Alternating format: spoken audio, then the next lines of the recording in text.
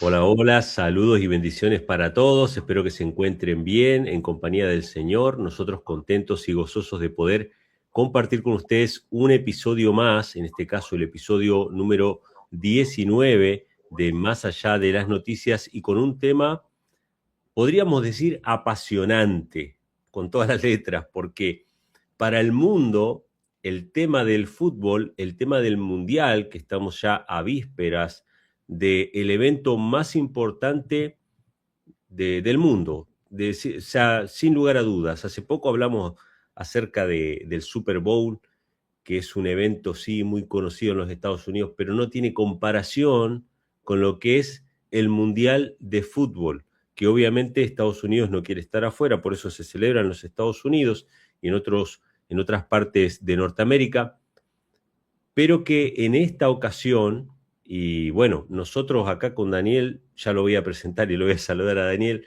nosotros acá con Daniel somos argentinos y Argentina salió campeón del mundo en el último mundial y realmente conocemos de primera mano lo que es la pasión por el fútbol.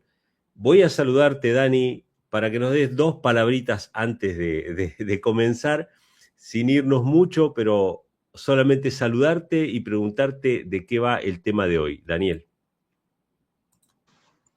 ¿Qué tal, Emanuel? ¿Qué tal, oyentes? El tema de hoy es justamente para destruirles un poco la pasión a muchos cristianos. La gente que no conoce a Cristo, lo que digamos hoy probablemente no le va a importar. Pero a los cristianos seguramente algo de lo que vamos a decir hoy le va a despertar la conciencia. Eso es así y bueno, estamos en un clima festivo. Todos los ojos están mirando hacia el Mundial de Fútbol, las marcas más importantes, las empresas, las compañías más importantes están invirtiendo muchísimo dinero en publicidad. Mucha gente va a asistir a los juegos, a pesar de que las entradas para esos juegos son carísimas, por lo que estuve viendo en algunos videos, en algunos comentarios. Realmente va a ser una locura. Creo que ha trascendido lo que fue la época de Maradona, la época de Pelé, la época de aquellos grandes héroes deportivos que obviamente nosotros crecimos admirando, o sea, todas nuestras generaciones anteriores crecieron viendo fútbol, admirando a héroes deportivos, pero ahora creo que ha superado todo. O sea, no solamente que el Mundial se hace en los Estados Unidos, Messi está radicado en los Estados Unidos, es parte de un equipo de fútbol allá en la Florida, o sea que hay muchas miradas puestas allá. Pero nosotros queremos hablar un poquito de lo espiritual. El apóstol Pablo comparó los juegos que se hacían, los Juegos Olímpicos o los deportes y las competencias que se hacían en la antigua Grecia, las comparó con la carrera del cristiano, del creyente, y sacó un ejemplo de sacrificio de los Juegos, porque dice que estos corredores, estos atletas que se preparaban quizá durante años o durante toda una vida para poder desempeñarse de manera, eh, digamos, prodigiosa en el estadio, estas personas se preparaban con todo su esfuerzo para ganar una corona corruptible, dice el apóstol Pablo. Es una corona de laureles, ¿no? Una corona de gloria humana, pero seguían siendo mortales, seguían siendo pecadores, y dice, ¿cuánto más nosotros deberíamos, nosotros como cristianos, que estamos corriendo la carrera del cristiano, prepararnos, sacrificarnos, porque estamos corriendo por una corona incorruptible, ¿sí? Ahora, ¿cuál es el punto del tema del mundial? Sabemos que obviamente es parte de la industria del entretenimiento, es parte de un negocio multimillonario donde mucha gente gana muchísimo dinero, la masividad en cualquiera de sus formas, ya sea en el cine, en la música, en el deporte. Masividad significa mucho dinero y donde hay mucho dinero hay mucha atención y obviamente en primera instancia es un negocio, pero obviamente las personas que están detrás de ese negocio quizá no todas son conscientes de que al mismo tiempo son un distractor, son una herramienta de distracción que Satanás utiliza muchas veces para desviar nuestra mente de lo que es realmente importante. Hoy queremos compartir con ustedes una cita del Espíritu de Profecía de Elena G. de White que nos han compartido, tanto a Daniel como a mí. Le mandamos un saludo a Adrián, que nos ha compartido la cita. Queremos compartirla con ustedes para que ustedes la mediten y sacar una reflexión acerca de esto. Esta cita, que está publicada en la Review and Herald del 1 de septiembre de 1901, dice lo siguiente. Esto lo dice Elena G. de White y dice así: Satanás ha ideado multitud de maneras de impedir que los hombres sirvan a Dios. Esto es interesante. Hay muchas maneras. Ha inventado deportes y juegos, ¿sí? La cita continúa, obviamente habla de todas las cosas que ha inventado Satanás, pero entre las cosas que inventó Satanás para distraer la mente de los cristianos e impedir que los hombres puedan servir cabal y correctamente a Dios, ha inventado los deportes. Probablemente si ustedes agarran la aplicación de Elena G. de White o la página oficial de Elena G. de White y ponen la palabra deportes, le van a aparecer varias citas y todas con la misma tónica, hablando acerca de que la gente gastaba su dinero, gastaba su tiempo, gastaba sus energías en cosas que no redituaban espiritualmente, en cosas que incluso no eran beneficiosas para los demás. Yo me acuerdo, ni bien entré a la iglesia adventista, al poco tiempo que yo entré a la iglesia adventista, obviamente uno cuando entra empieza a leer, y bueno, ¿qué tengo que leer? Y lea esto, El Camino a Cristo, lea aquello, y uno de los libros que me pasaron, porque obviamente yo entré a los 17 años, uno de los libros que me compartieron fue Mensaje para los Jóvenes.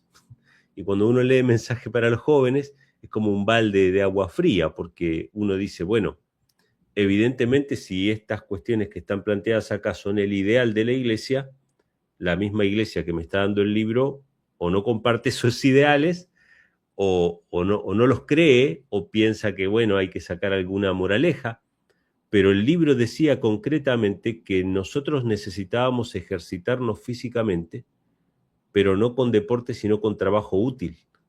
Esto es algo que me impactó. Imagínense, yo de joven, a los 17, 18 años, que entraba a la iglesia y decía, sí hay que hacer ejercicio, pero no con un ejercicio inútil que no le sirva a nadie, como el deporte y el juego, sino sirviendo a otros o haciendo un trabajo que sea de utilidad para los demás. Estamos en las vísperas del Mundial y queremos leer, obviamente, los comentarios y queremos invitarles a todos los que están conectados, aunque hoy no podemos estar en vivo, lamentablemente, pero queremos leer todos sus comentarios, tanto en el chat como abajo en la caja de comentarios, acerca de qué impresión tienen ustedes acerca del Mundial. Vamos a dar, obviamente, nuestro punto de vista. Daniel va a exponer algunas cuestiones, pero queremos escucharles también a ustedes. ¿Qué piensan acerca del Mundial?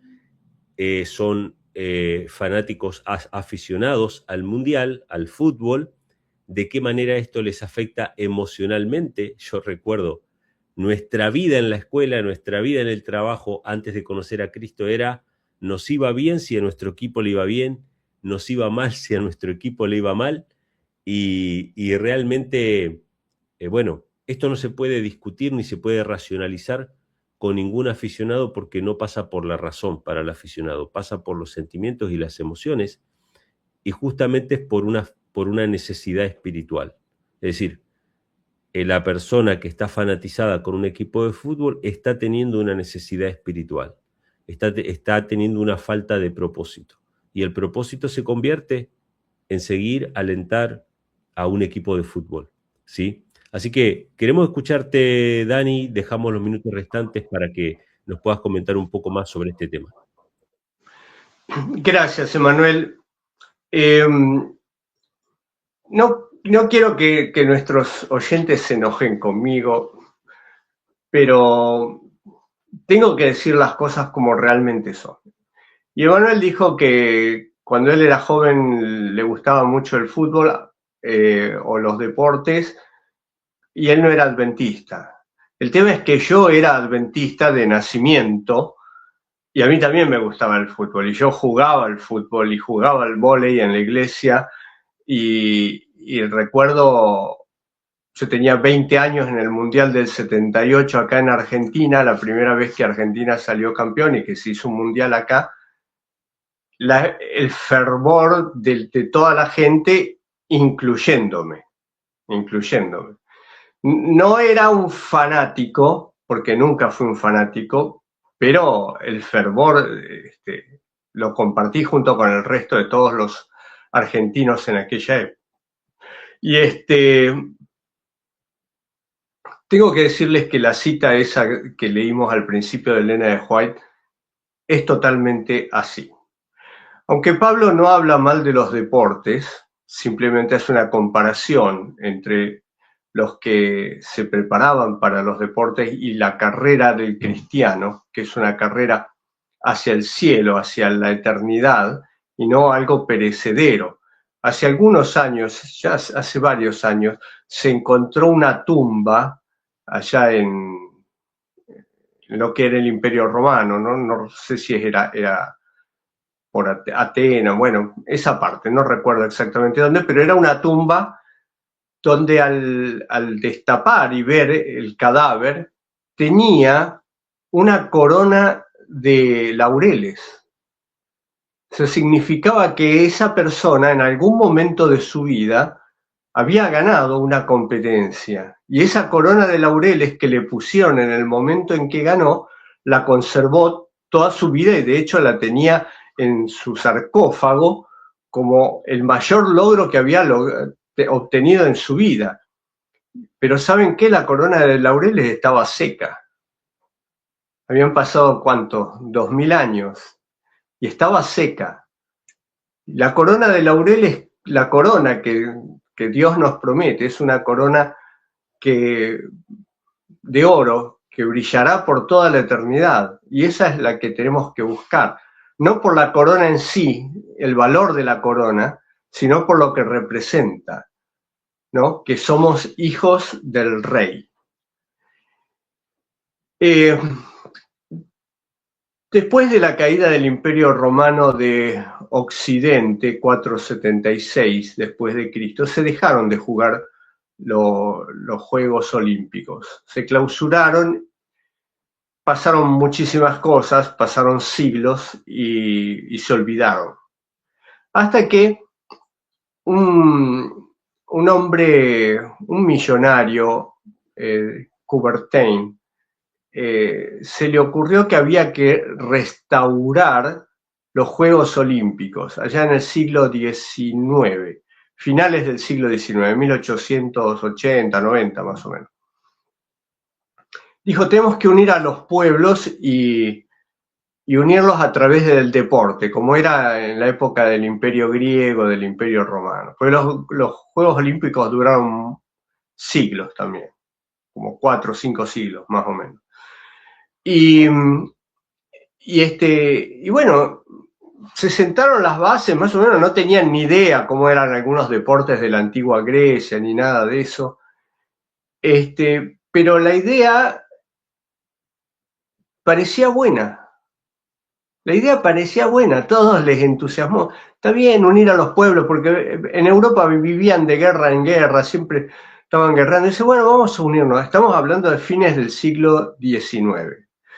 ¿No? Entonces, ¿qué hicieron los ingleses? Empezaron a codificar los deportes poniéndole reglas que no existían antes. Además, antes tampoco existían los deportes.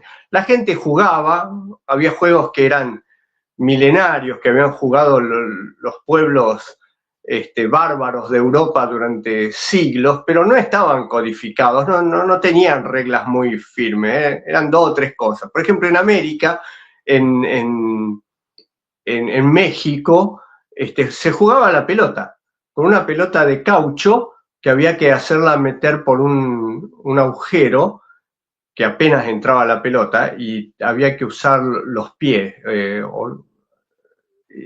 Solamente eso, el agujero está como a 3 metros de altura. Una cosa bastante difícil, que en general los partidos terminaban cuando uno de los equipos embocaba ahí, listo, terminó el partido. Y eso era todo, todos corrían, pateaban, no había más reglas.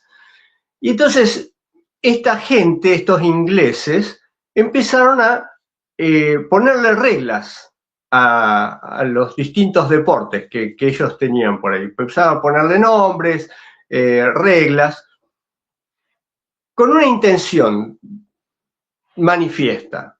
Vamos a unir a los pueblos, vamos a hacer que los jóvenes... La otra intención, que no la dicen así de esta manera, es sacar a los jóvenes de las iglesias. Porque todos estos hombres de los cuales estoy hablando eran masones. Y los masones, la función de ellos era luchar en contra de las religiones. Aunque la masonería es una forma de religión, ellos querían destruir a las otras religiones. Y destruir a una religión, y por eso empiezo de esta manera, y ustedes dirán, esto está muy lejos del fútbol, pero no. Este es el punto principal de todo esto. Hay que destruir a las religiones desde abajo, desde los jóvenes, porque los jóvenes son la siguiente generación. Y una vez que captamos a los jóvenes, las iglesias se quedan sin la siguiente generación. ¿Qué es lo que está pasando ahora? Pero este plan ya tiene más de 100 años, como 140 años tiene. Y les dio buen resultado. Entonces los ingleses, los masones ingleses, que tenían hijos obviamente, les enseñaban a sus hijos estos deportes que ellos habían codificado y los mandaban a jugar cerca de las iglesias. Donde había algún terreno desocupado, iban a jugar ahí. ¿Y qué pasaba cuando los padres iban con sus hijos el domingo a la mañana a escuchar la predicación en la iglesia? Los chicos veían y se entusiasmaban y se quedaban parados ahí mirando a los otros corriendo una pelota o haciendo algún otro tipo de juegos, pegándole con un palo, lo que sea. Y los padres, vamos a la iglesia. ¿Cuál era la sensación del chico? Quiero estar allá, quiero estar jugando y tengo que estar acá. Entonces, el cuerpo de los chicos estaba en la iglesia, pero la mente estaba jugando, estaba queriendo jugar. Y muchos chicos, obviamente, se escapaban. Cuando podían, se escapaban. Y los padres renegando de que vinieran a la iglesia.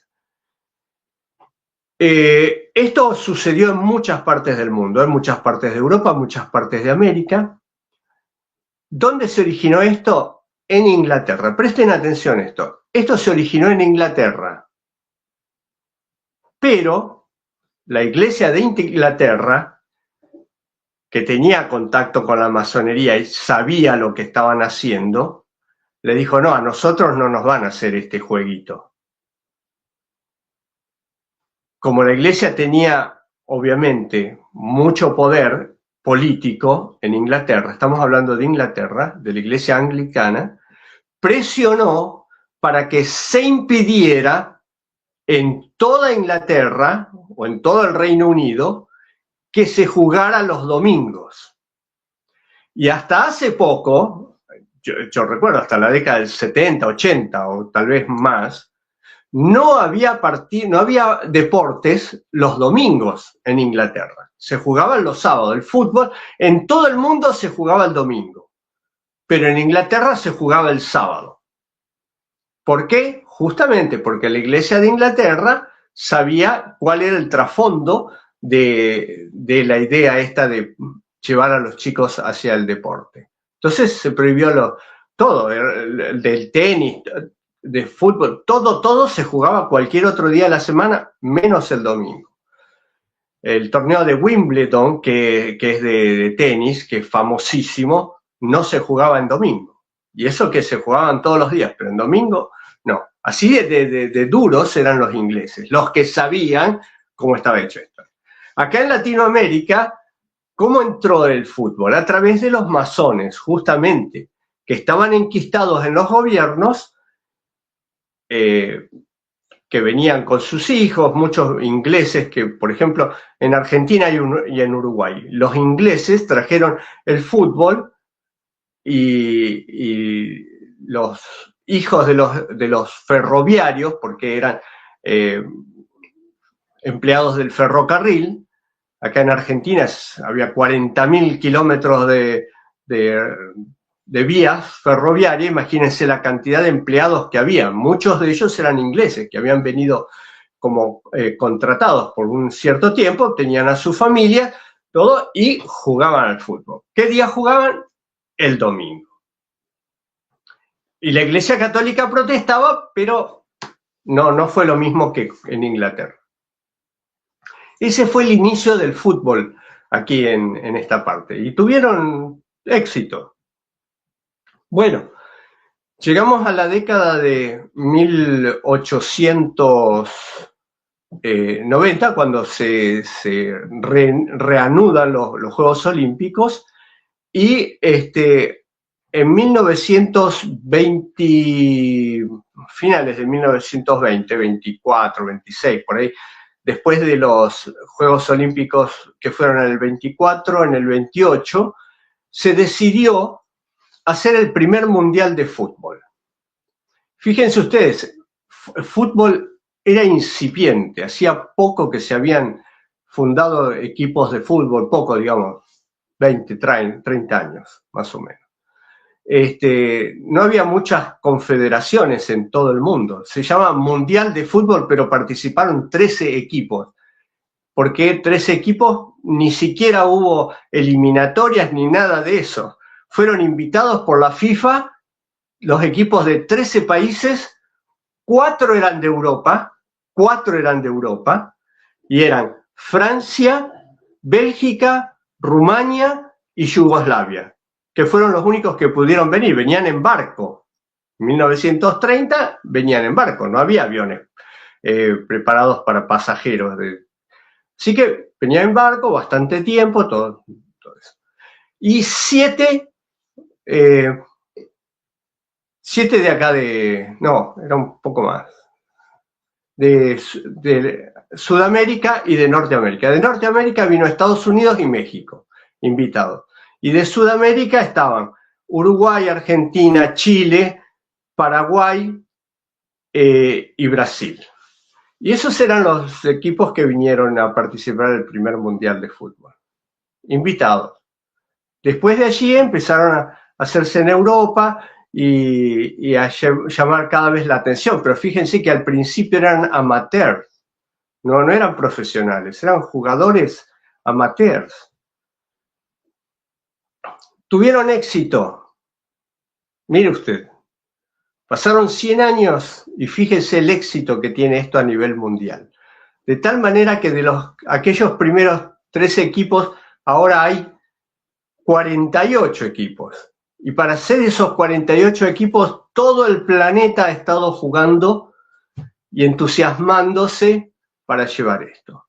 Esto mueve a las personas de una manera, creo, inimaginable para los que idearon esto hace más de 100 años, pero imaginable para quien era la mente maestra, como dice Elena White. Este es el proyecto de Satanás, para alejar a los jóvenes y a la gente en general. O sea, si alejan a un joven de hace 40 años, hoy ese joven tiene 50 o 60 años. Y es muy difícil dejar la pasión. Por eso Emmanuel dijo, esto tiene que ver con la pasión.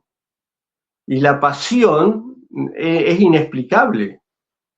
Ojalá Dios quiera que cada uno de nosotros tuviera esa pasión por el Evangelio. Y es muy poca la gente que tiene pasión por el Evangelio. Podrán tener pasión por cualquier otra cosa. El deporte es una de los que mueve las pasiones. La música, por ejemplo, mueve las pasiones también.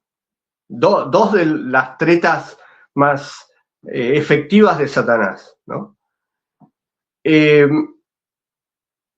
Fíjense ustedes, esta semana, o digamos, en estos días, ocurrió un fenómeno que nos muestra cómo se mueve el mundo a través de la tecnología.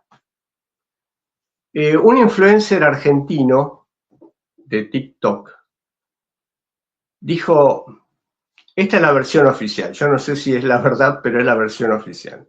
Él dijo, ¿cuál será el jugador de fútbol más desconocido de todos los 48 equipos que van al Mundial? Y empezó a investigar. Casi todo el mundo tiene Instagram o esas cosas, redes sociales. Empezó a mirar de todos, y son cientos. Y resulta que un jugador de Nueva Zelanda tenía 4.700 seguidores. Y era el que menos tenía, desconocido totalmente.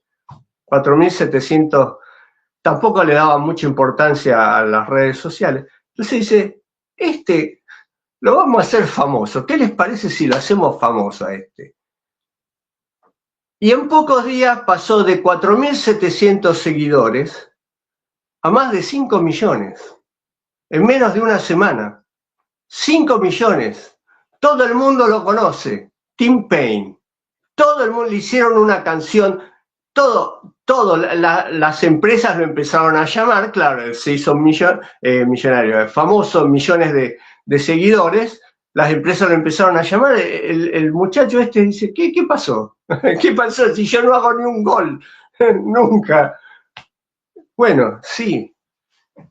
Esto es lo que nosotros estamos viviendo y esto es lo que va a hacer que el Evangelio en un momento determinado sea conocido en todo el mundo. Esta viralización de los mensajes. Esto es una anécdota. Lo otro es cómo el deporte puede ser usado para mostrar la fidelidad de una persona.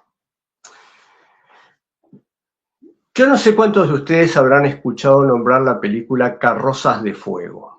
La película Carrozas de Fuego relata una historia de varios integrantes de equipos de Estados Unidos y de Inglaterra que fueron a las Olimpiadas en París en 1926, creo que era. O 24 o 26, por ahí. Muestra la vida de cada uno de ellos antes de ir a las Olimpiadas y en el momento de las Olimpiadas. Obviamente todos iban a ir para ganar. Uno de ellos era millonario, otro era hijo de también un magnate de Estados Unidos.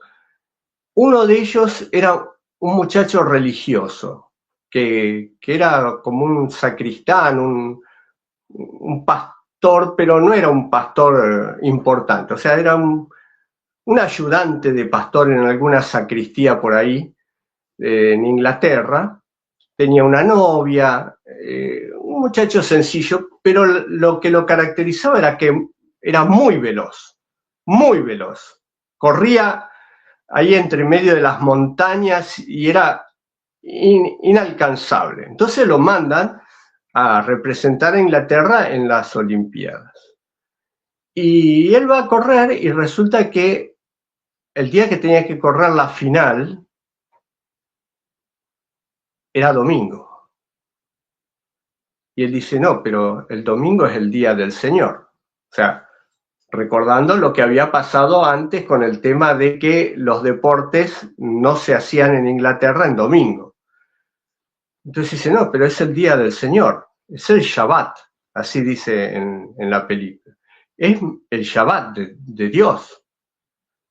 No voy a correr. ¿Cómo no va a correr? Si usted es el mejor de Inglaterra, no voy a correr. Pero piénselo, ¿no? Bueno, no y no y no. El entrenador va y habla con el representante del Comité Olímpico Inglés y va el representante a hablar con este muchacho y él dice, no voy a correr. Pero no puede hacernos esto. Lo trajimos acá para que corra, sí, pero es domingo. ¿Pero qué importancia tiene? No, pero es el día de reposo. Entonces, el representante del Comité Olímpico viene con el príncipe de Gales, que estaba ahí representando a la reina, al rey, perdón, en 1927 era el rey Jorge V, algo así. Y estaba el hijo, el príncipe de Gales. Entonces, dice, Su Majestad, dígale a este que tiene que correr, pues viene a representar a Inglaterra. Y entonces el príncipe de Gales le dice, mire, yo entiendo su vocación religiosa, bla, bla, bla, bla, bla, pero usted está representando a Inglaterra acá. Tiene que correr. Yo voy a ser su rey. Cuando mi papá fallezca, yo voy a ser su rey. Usted no nos puede hacer ese desaire. Y la situación es muy tensa. Está este muchachito frente a las dos personas, el más importante del deporte y el más importante político de su país, el que va a ser el rey. Y él tranquilo le dice, mire, usted es un rey humano, yo tengo un rey que está por arriba de usted, que es el rey del cielo, y yo le debo la gloria y la honra a él, y él me dice que yo no tengo que correr en su día de reposo, en su sabbat. Esa palabra sabbat la usan bastante, está traducida, es domingo, ¿no? Pero para él es el día de reposo. Y no corre, no logran hacerlo correr. Y corren otros y ganan otros. Y entonces dice, bueno, perdió su oportunidad de la medalla dorada, pero no, porque las circunstancias se dan de determinada manera que un compañero de él le deja su lugar para que él corra en otra carrera. Y uno de los contendientes de él, de los que iban a correr en esa misma carrera, pero era norteamericano, antes de partir le da un papel. Y en ese papel estaba escrito un versículo de la Biblia que dice, yo honraré a quienes me honren. Entonces él lo lee y empieza la carrera. Y gana la carrera. Y gana la medalla dorada. Pero no era lo importante la medalla dorada. Lo importante de ese joven fue que él estuvo dispuesto a ser fiel delante de su rey, porque su verdadero rey estaba en el cielo. Y yo digo, ¿cuántos de nosotros, cuántos de nuestros hijos están dispuestos a eso? Y usted dirá seguramente, yo no voy a jugar al fútbol, yo no voy a participar de ninguna olimpiada. No, no me estoy refiriendo a eso, me estoy refiriendo a algo mucho más sencillo que eso. Porque va a haber partidos de fútbol los sábados. ¿Y usted qué va a hacer? ¿Qué van a hacer sus hijos en ese momento? Cuando su país juegue en sábado. ¿A quién honrará usted?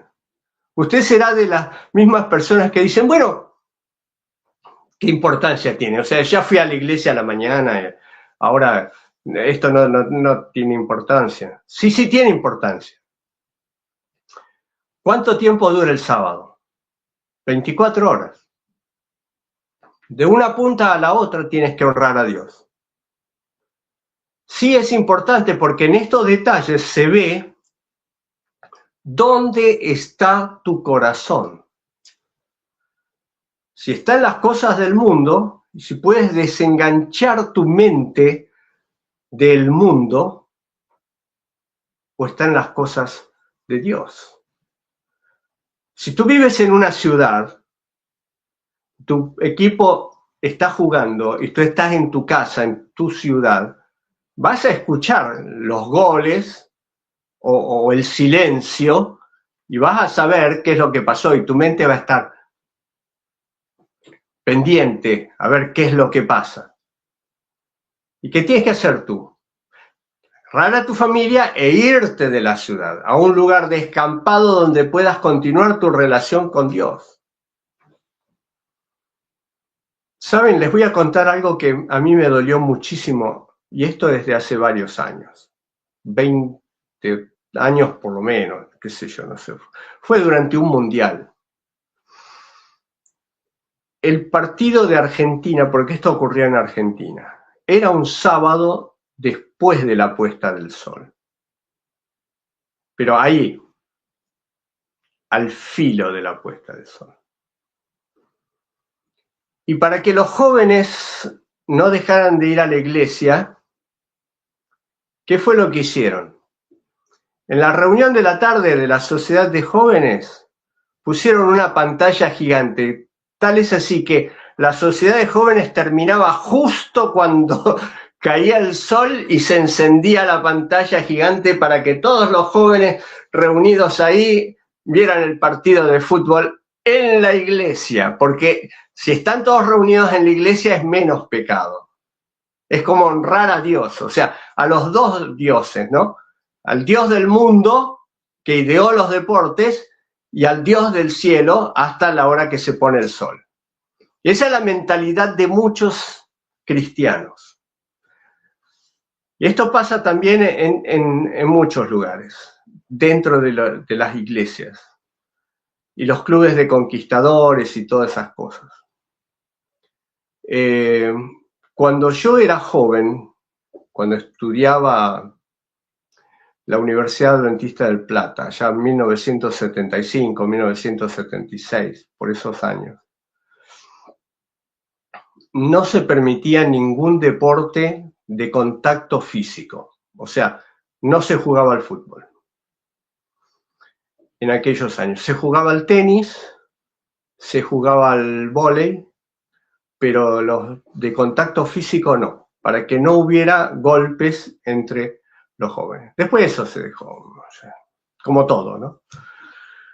De a poco las generaciones van bajando las banderas y decimos, ¿qué tiene de malo?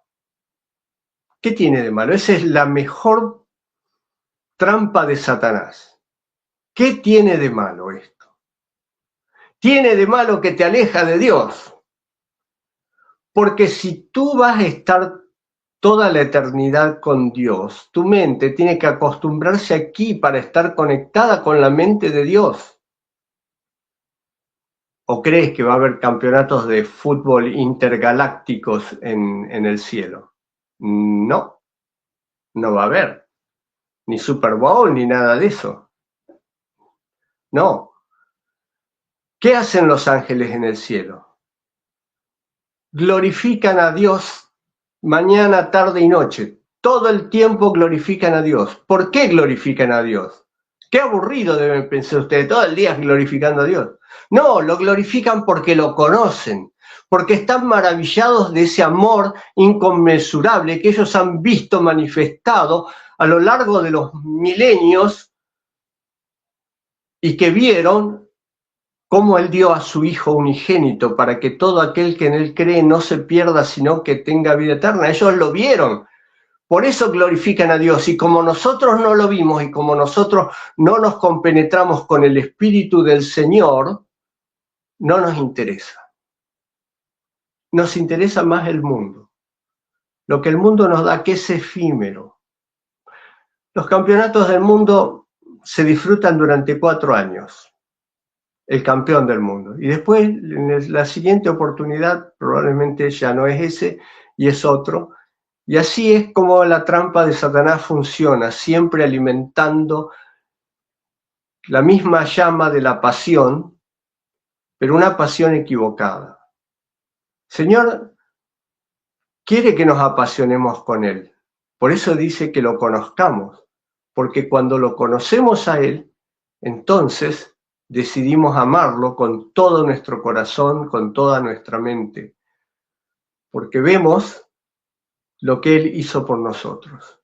Por eso les comenté la historia de Carrozas de Fuego, porque es una historia real, no es inventada. Ese protagonista que era tan veloz, que era religioso, existió. Creo que su apellido era Lyell, si no mal no recuerdo, la verdad no lo googleé, estoy recordando de haber visto esa película hace muchos años. Y quedó impactada en mi mente, porque yo no sé si hubiera tenido el valor realmente de enfrentarme al rey, al futuro rey de mi país.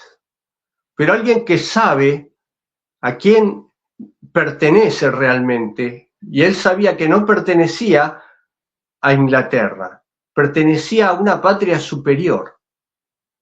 Y por eso hacemos este programa, para llamarles la atención a todos ustedes, que no caigan en estas trampas inventadas por Satanás, para sacarte de esa comunión que Dios quiere tener contigo. Que el Señor te bendiga, hermano. Amén, muchas gracias. Gracias, Daniel, y gracias a todos nuestros hermanos que se han quedado hasta el final comentando, participando. Esperamos que esta breve reflexión les sea de bendición y la puedan compartir, por favor, con todas las personas que puedan en las redes sociales.